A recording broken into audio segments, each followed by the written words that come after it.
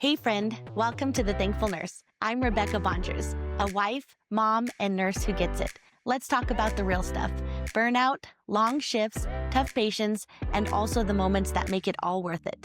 Together, we'll explore how to stay strong, stay kind, and stay thankful even on the hardest days. Welcome back to the podcast. Thank you so much for clicking on this episode today. I want to wish you a happy new year. Today's topic is going to be thankful for the ability to learn. If there's something that we don't know or we don't understand, we have the hope, the capacity, the ability to do what it takes to learn, to grow, to be better. And so let's just take a minute to be thankful for that. Being able to learn and being able to grow is a gift. Sometimes we need a little bit of tough love. And so there is some tough love incoming in today's episode, but I hope that it is encouraging and helpful for you. There's a podcast that I love listening to, and I've referenced it before, and it's called the Clutter Bug Podcast. And the host of that podcast, she shares how to declutter your home, how to tidy up your house, how to make your house functional for you. I love listening to her episodes pretty much every time I clean. And some of my favorite episodes are where she gives us some tough love, because sometimes we need to hear what we don't want to hear. Sometimes we need that motivation and that encouragement to tell us, hey, get off your backside, grab a trash bag, go around your house and get 10 things that you can throw away today. It's just kind of that call to action, that little bit of motivation. I love listening to those episodes. They are encouraging to me. They're helpful to me. I've listened to some of those on repeat when I've needed that extra bit of motivation. So today I kind of wanted to take a little bit of that approach, and I hope that it is encouraging and helpful for you. I remember when I was new to the ER and I just felt like there was so much that I didn't know, so much that I needed to learn. My knowledge gap felt like a huge, vast, I don't know what the word is, but it felt like very daunting to see what I needed to know and what I was lacking. I remember wishing there was a download button, like on a computer. I wish that I could download, emergency nursing to my brain, and I would know how to respond in an emergency and what medications were normal dosages and what are the steps and what things do you not want to miss and what are good interventions to perform. Like, I wish I could just download that into my brain. I remember wishing that there was an easier way. And unfortunately, the bottom line is, when it comes to learning, you have to put in the work. When it comes to learning, there's no shortcuts, or maybe there are some shortcuts, but ultimately, at the end of the day, you have to put in the work, you have to put in the time. It's not just an easy, magic, downloadable option. I also want to point out with learning that balance is everything. I think when it comes down to life in general, we have to have some form of balance. And I remember studying on the downtime at work and also studying on my days off sometimes. And I remember one of my colleagues telling me, like, what in the world are you doing studying on your days off? Like, you don't need to be doing that. And I think there's a balance to that. Sometimes we do have a steep learning curve. We don't want to put our patients in danger. Sometimes we do have to put in that extra time and learn and grow and make ourselves better so that we're ready to handle what we need to handle.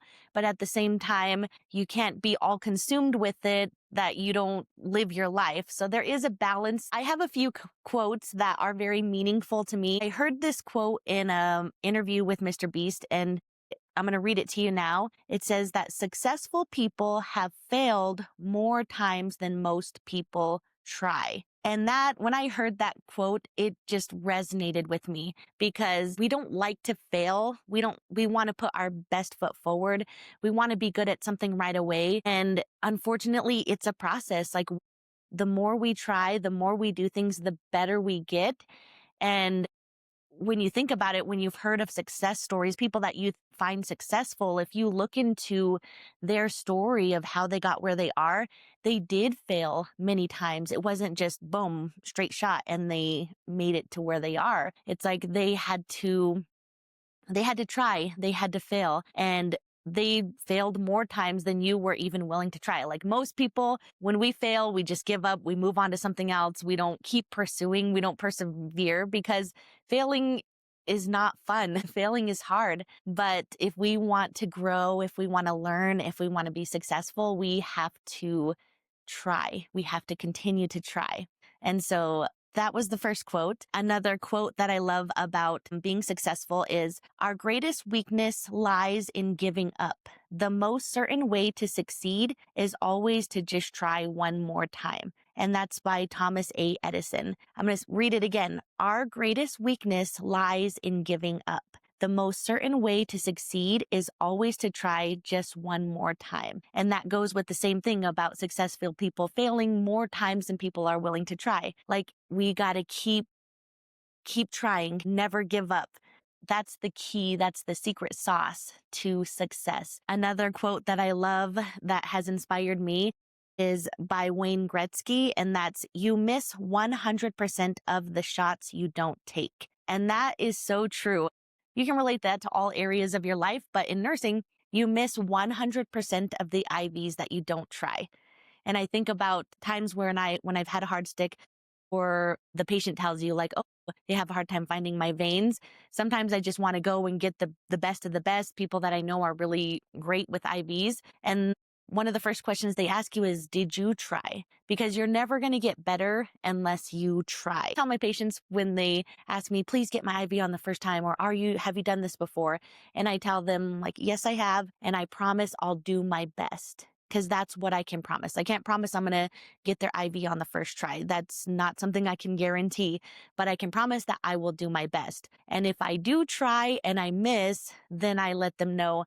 I will ask another one of my colleagues, because we don't want to cause harm. We don't want other people to suffer because of something that we're struggling with or lacking in. Instead, we try, we do our best, and we call in resources when we need to. One thing that I would love to point out, this is where the tough love is coming in, is that I want to get rid of, in 2026, let's get rid of the must be nice mentality or attitude, whatever you want to call it, when people are like, oh, it must be nice to travel. It must be nice, fill in the blank of whatever they're lacking.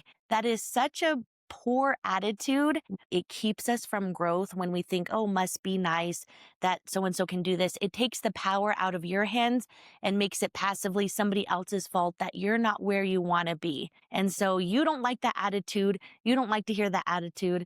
And let's just tell ourselves that we're going to get rid of that attitude as much as possible this year. There's a saying, and that's haters going to hate. And unfortunately, sometimes we are the hater. Sometimes we're the ones that are saying these things, and I want to call us out on it and say, enough is enough. You have no reason to have that poor and ridiculous, helpless attitude. Today is the day to take action and to persevere and to press forward and to make yourself better and to learn and to grow. And that's what we're going to cling to this year. I'd like to go through a couple of these, because when we say must be nice, we're seeing the finished product. We're seeing something that we desire, something successful, or something that we want in our own life. And we're just seeing that finished product. We're not seeing the journey or the struggle or the sacrifice that it took to get there. We're not seeing the long list of failures before that success. We're not seeing all the late night, all the hard work. And so I want to kind of just go through a couple of these just for fun. So, must be nice to travel, right? Most people like to travel. I know there's a few that don't, but for the most part, people would love to go on vacation, to see different parts of the world they've never seen, to go to new countries, try new foods, see new waterfalls, go to new lakes. There's so many wonderful, amazing things to experience in life. And some people like take the initiative and they travel and they do what it takes. And you can just say, oh, it must be nice to travel. But there's also a side that comes to working hard to have the money to be able to travel, planning the vacations, going out on a limb. Not everything with travel is amazing and awesome. There are some hard things. And whenever my husband and I go on a trip, there's like some point in the trip where we finally like tensions rise and we kind of like have a little bit of a disagreement, and then now we're able to move on, because traveling can be very stressful. Things don't always work out the way you want it to. Sometimes things can be dangerous. There's a lot of variables that come with traveling, and you've got to take the good with the bad. Another one is, it must be nice to be fit. You can look at someone and say, oh, it must be nice to have a nice body or to be able to fit in the clothes that you want or to be able to do the things that you want. And you're seeing the finished product. You're not seeing all of the workouts. You're not seeing all of the discipline and the consistency and all the things that come along with being fit or being healthy. You're just seeing that product and saying, oh, it must be nice, as if it's nice for them. There's nothing I can do about it. You can take those same actions. You can take those same steps for yourself today. But it takes that accountability of saying, I'm going to show up, I'm going to put in the hard work, and I'm going to get rid of that lousy must be nice attitude. Another thing is some people may value one thing more than other. Nobody's the same. People are different. People are in different seasons of life. People have different things going on. And that must be nice attitude is ugly when you see somebody that's young and single or whatever the case may be and say, oh, it must be nice to have the time to do your hobbies, or it must be nice to have the time to do this or do that. While at the same time, the person that's saying that, they may have a family and they may have kids and they may have this wonderful thing. While the people they're saying, oh, it must be nice to, they aren't able to have kids, or they are not able to have a family, or they have had whatever happened in their life. And I guess I'm trying to say anybody can say it must be nice to somebody else and have that very thing said back to them.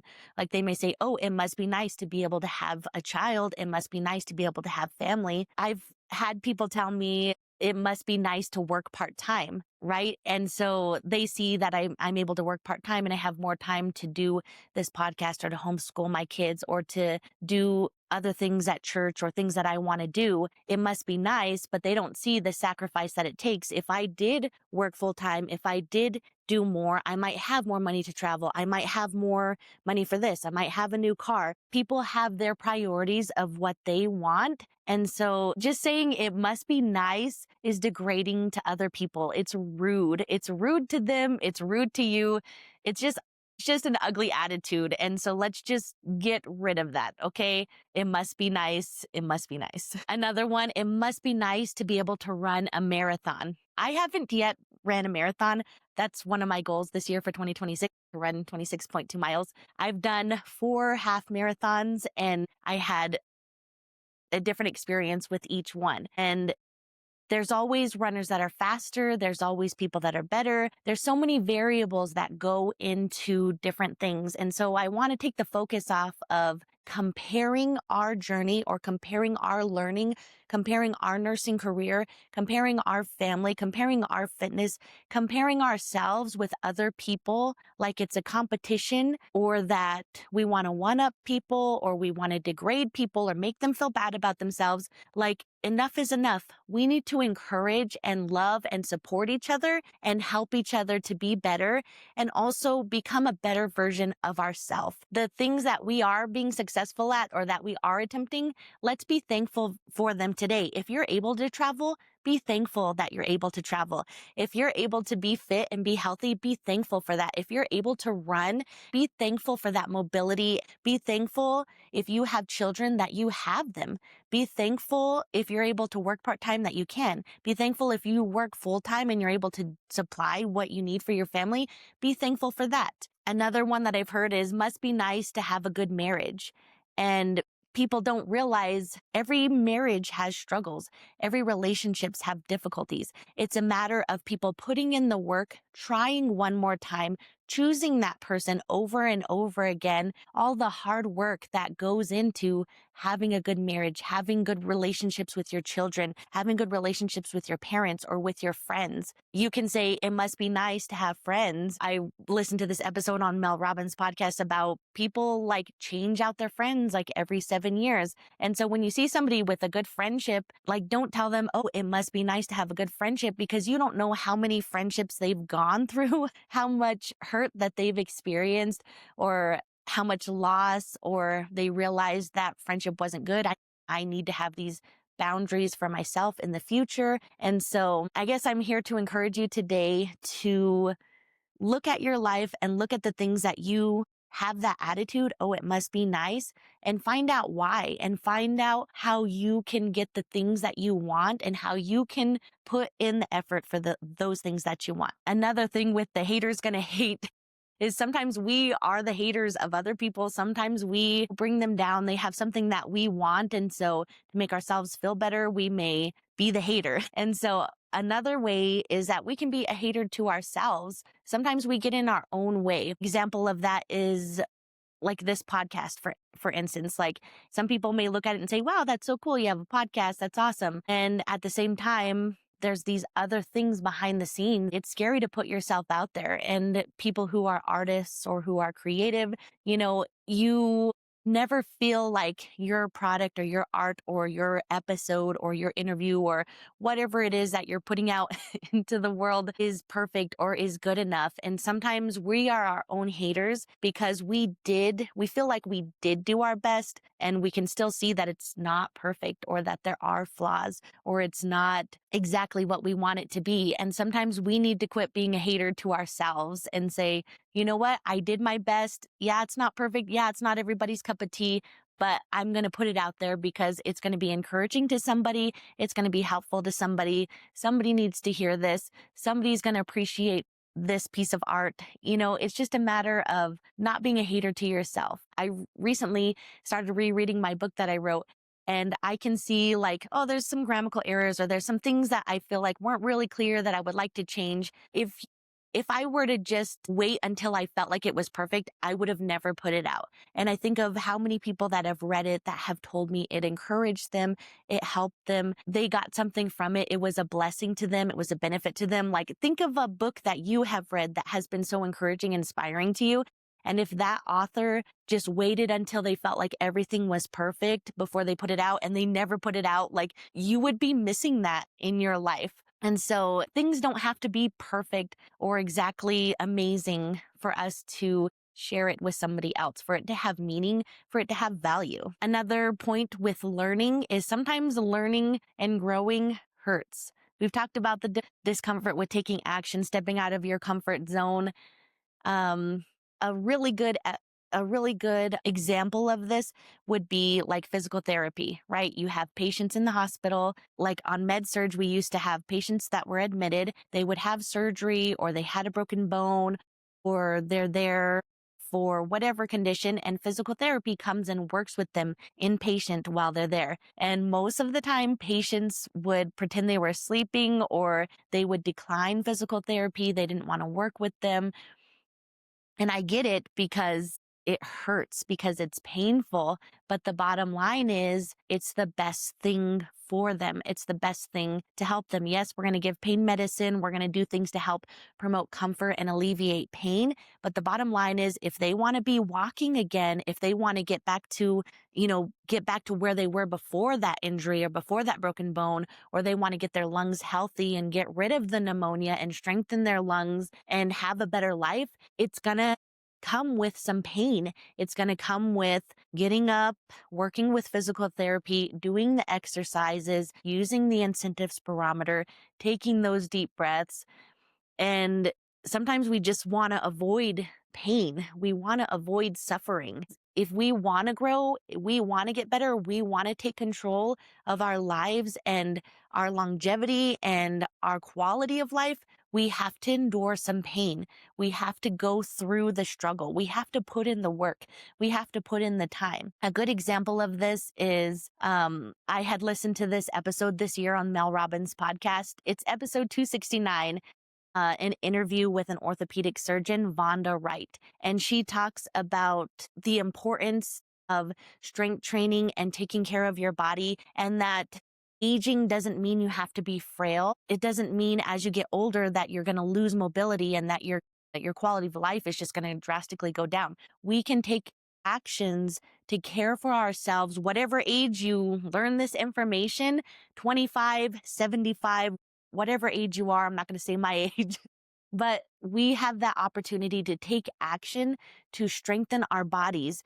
Getting older, you don't have to be incontinent. You can actively work on those muscles and strengthen your body and take care of your body in a way that it continues to function and support you. Yes, there's always outliers to this and exceptions, but in general, we can take care of our bodies better than we do. we can strengthen our bodies. And you might say, I don't know how to strengthen my body. I don't know how to do these exercises. I don't know how to do this. Well, that's another wonderful thing about learning is when you're learning, you can use resources. You don't have to reinvent the wheel. You can learn from somebody else who has put in the time, who has the experience, and say, hey, can you show me how to do? I mean, especially with YouTube nowadays and social media, like there are a lot of options of how to learn how to do something. So you want to learn how to strengthen your pelvic floor, learn about it. The bottom line is it takes action. It takes trying. It takes failing and trying one more time. It takes never giving up. A lot of people are haters when it comes to New Year's resolutions. I actually think that it's a wonderful thing because it means you're trying one more time. Whatever you need to do to continue to keep trying, continue to keep trying. You need a new year to help you. You need a new month to help you. You need whatever. Just don't give up. Keep trying. Keep trying. Another thing is sometimes we learn something and we know how to do something. We know something is helpful, but we don't want to put in the work and we fail. And then we got to try again. An example of this is I was having a lot of problems with migraines, and I know that there's so many different causes, so many different things. A lot of people struggle with them, but I would end up getting like this tension in my neck. It would start with a tension in my neck, and then I would end up spreading to my head, and I would take ibuprofen, I would take Tylenol, I would do Epsom salt baths. I was trying all these different things that I felt like could help me. I was doing this whole like headache hygiene where trying to get the right amount of sleep, not having too much caffeine, making sure I wasn't going too long without food, doing all these different things to try to help with my migraines. And sometimes I would still get them. Well, I decided to look into physical therapy. What can I do to help get rid of this tension? Because it seems like it always starts with a tension in my neck. So I invested in my learning, invested in myself, put in the work, and went to physical therapy and learned actually I have a weakness on my first rib on my right side, and the rest of my body starts compensating for that weak side, and everything just starts getting tense and tense and tense, and then it spreads in my neck, and then it triggers a migraine. And so the physical therapist taught me how to do some stretches that release that first rib and helps overall with my migraines in general. And so I learned how to do it. I know that it's important, but then I'll like be doing okay for a couple weeks and I slack off on doing my stretches. And the next thing you know, I have like neck tension and I'm starting to get a headache. And I'm like, okay, that was a failure, so to speak, but I'm going to keep trying. So I do the stretches again, and I loosen that and I help prevent my migraines.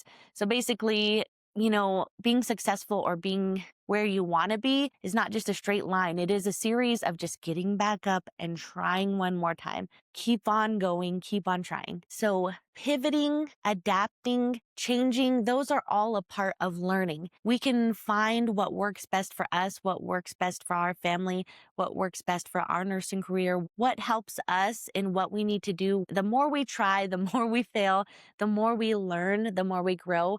And sometimes when you're learning, you realize the vast gap of your deficit in knowledge. It's very humbling, and that's a good thing. That means that you're growing and you're recognizing that we don't know everything. We're not going to know everything. We're not going to be an expert in everything. But the important thing is opening up ourselves to being willing to learn and being willing to learn something new. Every time that I go to work, I do learn something new. I've learned something new from patients, from physicians, from nursing students. Every time that I go to work, I learn something new. And I try to appreciate every new thing that I learn and recognize that, wow, I learned something new today. I think it's important to open yourself up to being willing to learn, being willing to grow, because it's going to make you a better person. It's going to make you a better version of yourself and make your life better in general. This is my call to action for you today. What is something that you want to learn how to do? You want to learn a musical instrument. You want to learn how to garden. You want to learn how to run. You want to learn how to eat healthier. You want to learn how to be a better nurse. What is it that you would like to learn? It can be nursing, non-nursing, whatever it is that you want to learn and be better at. this is my request to you today. I'm telling you, don't just be passive about it. Don't look at somebody that has what you have and say, must be nice. No, today, do something that's going to enhance your life. Pursue something that you've always wanted to do. You want to travel? Put in the extra budgeting to save the money to do it. Look up where you would like to go, what you would like to do. Like, take some action today to do what you want to do, to try one more time, to continue to learn, to continue to grow. Thank you so much for listening to this episode. And please, if you have gotten anything from this episode or any of my episodes, I would really greatly appreciate it if you would share it with somebody that you love. I know that I'm not everybody's cup of tea, but there are people out there who my content would resonate with. If you know anybody that you would like to share this, please share it with them. It means so much to me. I appreciate all of your help and all of your support. And I wish you a very wonderful and happy 2026 as you continue to learn and grow, and we continue to become better versions of ourselves. We continue to show up for ourselves. We continue to show up for our patients, for our families, for those that we love. And I hope you have a wonderful and blessed, not only day, but year. If you like to read, please consider checking out my book I wrote, Living Trust. It's a short story about a nurse and her husband who learn about trusting God in the midst of their difficulties. It's an emotional book filled with grief, adventure, romance, and ultimately learning to trust God. If that sounds interesting to you, please get your copy on Amazon today. Thank you for tuning into this podcast, and please remember this podcast is for entertainment purposes only and not intended to substitute for medical advice.